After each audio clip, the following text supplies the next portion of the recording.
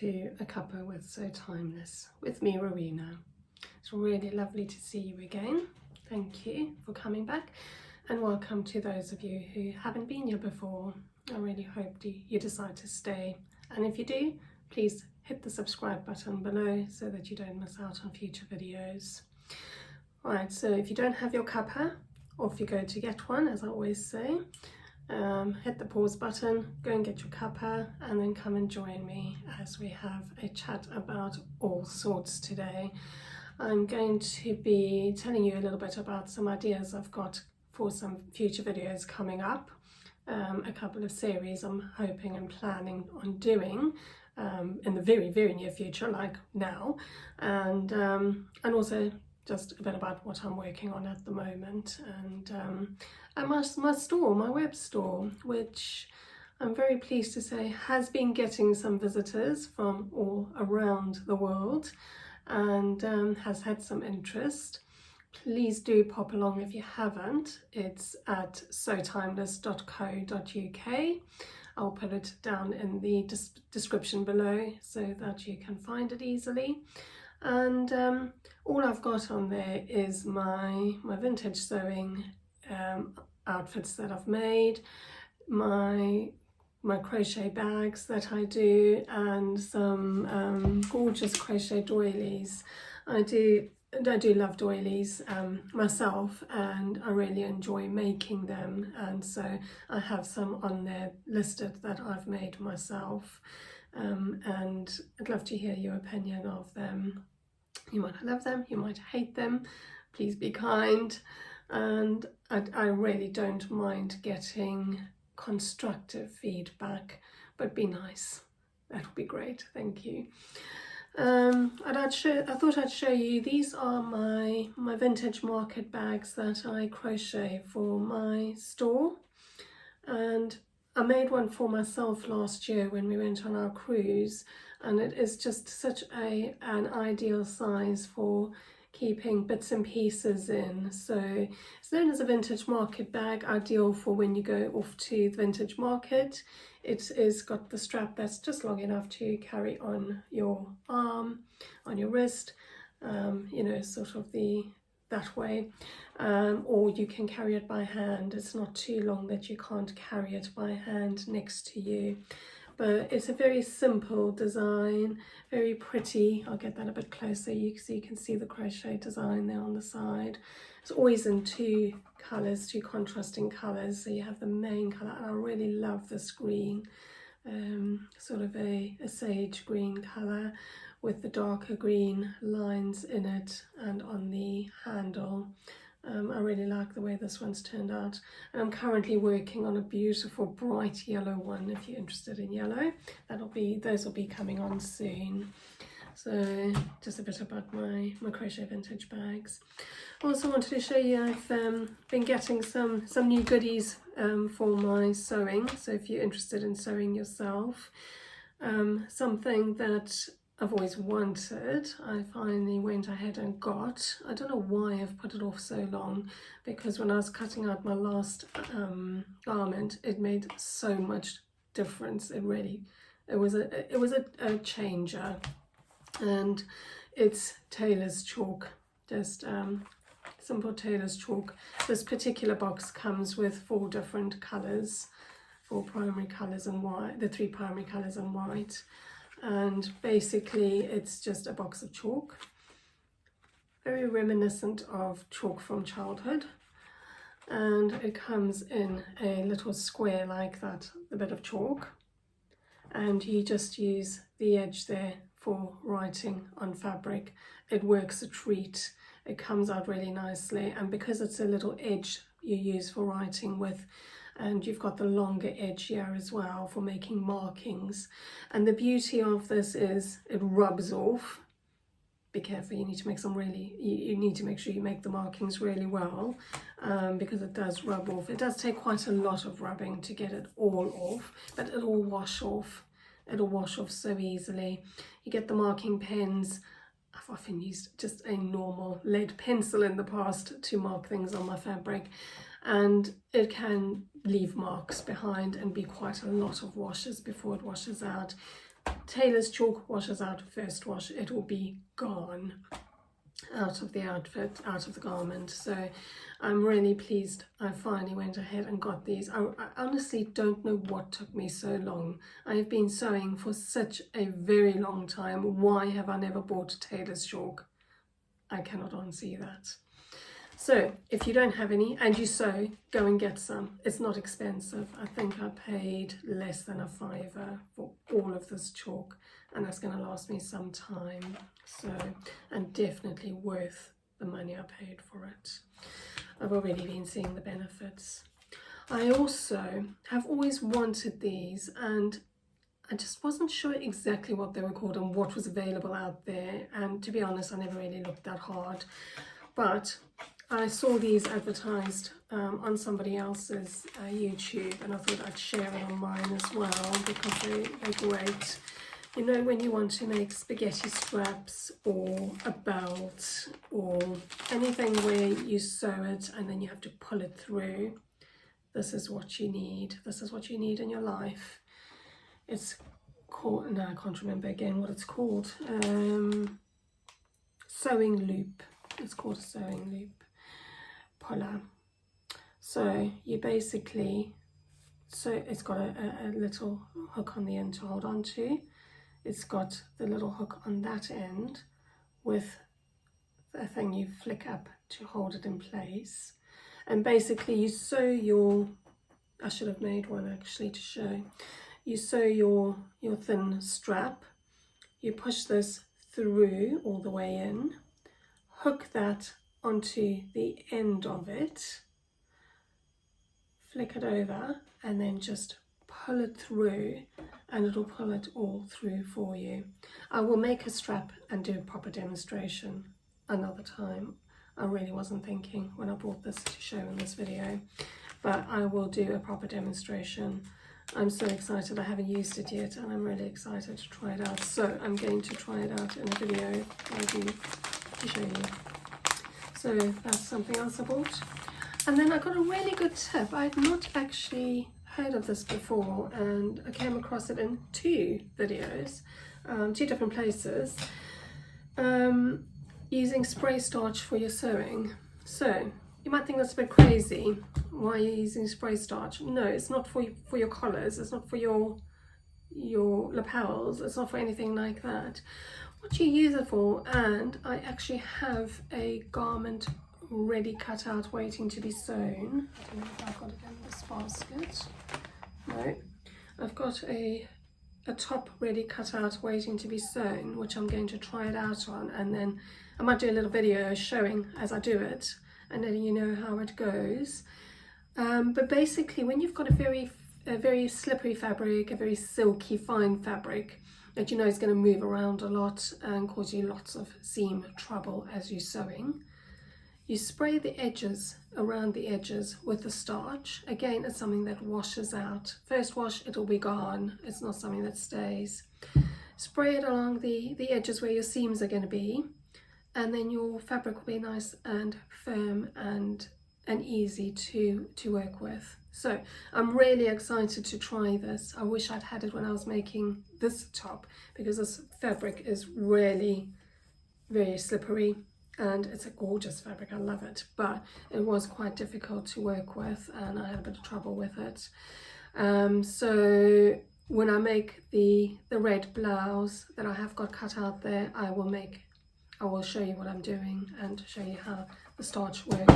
Oops, sorry about that. How the starch works in that video. So something else I can show you in the future. And I was very excited. My daughter was home a couple of weeks ago and she found, I was talking to her about how I'd really like to get some vintage magazines, and I was looking at them and they are so expensive. They really are. And she went into where she lives. They have a lot of charity shops, and they're really good charity shops with really good stuff. And she went in and she found me from the 25th of July 1981, a Women's Weekly in pristine condition. How good condition is that? Look at that. And of course it's all about the royal wedding from 1981. And I remember this so clearly. I was absolutely in love with Princess Diana when I was a little girl. She was my idol. I loved her to bits. Of course I knew nothing about politics, nothing about massive things with the royal family, but I loved her to bits. And it's very interesting. It's got all sorts of articles inside, and it's also got I just noticed a bit of nicks on the back here, but that's fine. I just wanted to try and find, it's got a knitting pattern, a standard in those days, I think, the obligatory knitting pattern, the obligatory recipes. In this case it was royal feast wedding recipes, and had all sorts of bridal sort of things in it because of the wedding. And there's a whole section about Princess Diana and the royal family. And then of course the obligatory dolls pattern, you had to have that in these magazines, didn't you? The pattern to crochet or knit or sew for a doll. So all of that in there. What I will do is make a separate video where I go through this magazine in a lot more detail, just showing the sort of things that are in it. And there's a couple of interesting little bits and pieces that I'd like to show that I don't want to rush through now. So I have that waiting to be done later. I'll do that soon actually, because the some of the other videos I want to do will take a bit longer, and that's something I can do soon and release soon. I'm looking forward to sharing that with you. And I am still on the hunt for vintage magazines, especially from the 1940s, 1950s.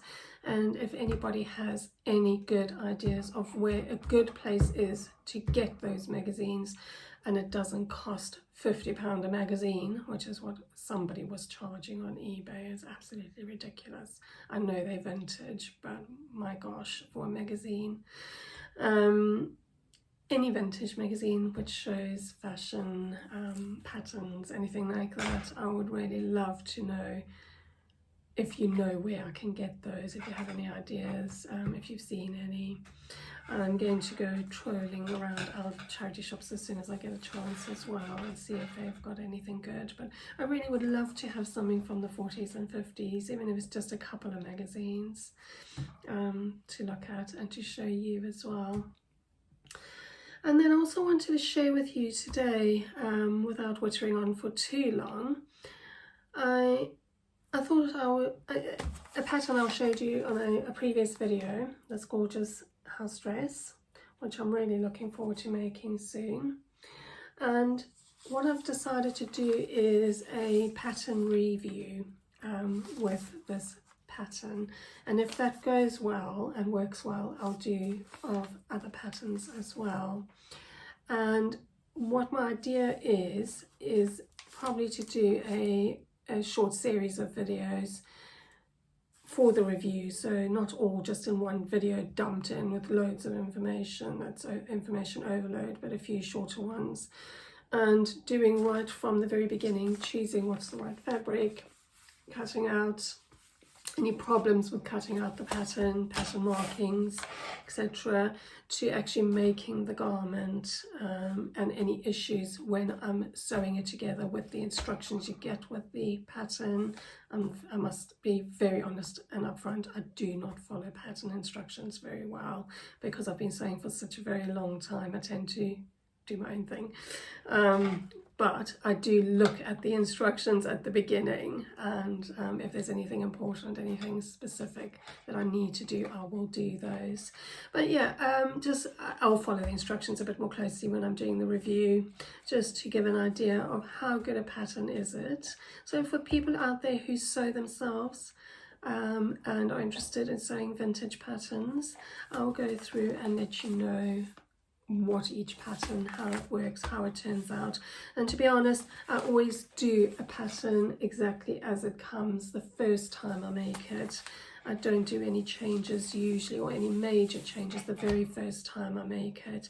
Once I've made it once and seen how it comes out, I will then make decisions and decide about changes and do any little changes that I might want to do for future garments. And I actually was just looking and searching for some belt buckles. I haven't been able to find any that you cover yourself, but it doesn't, I think they've just done that on the picture, because the instructions on the back just says to get a where was it? It just said a buckle with no prong for, there we go, 1 inch buckle without prong. So I think I found some that I like.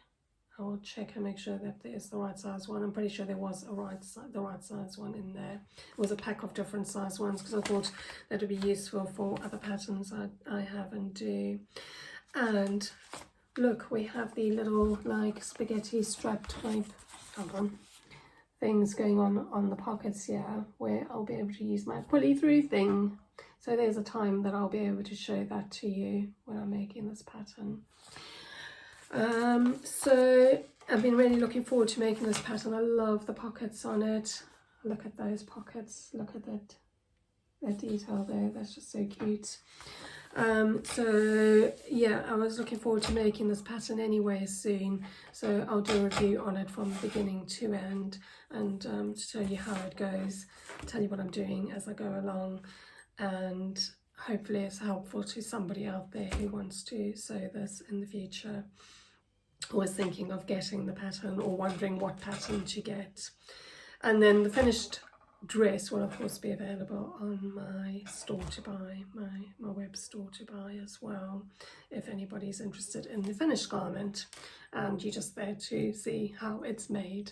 So a few things coming up in the future. I do also have my challenge, which I was talking about in the last video, which the initial thing is a sort of semi-challenge, as I'm just finding my feet with doing challenges, and I'm really looking forward to that.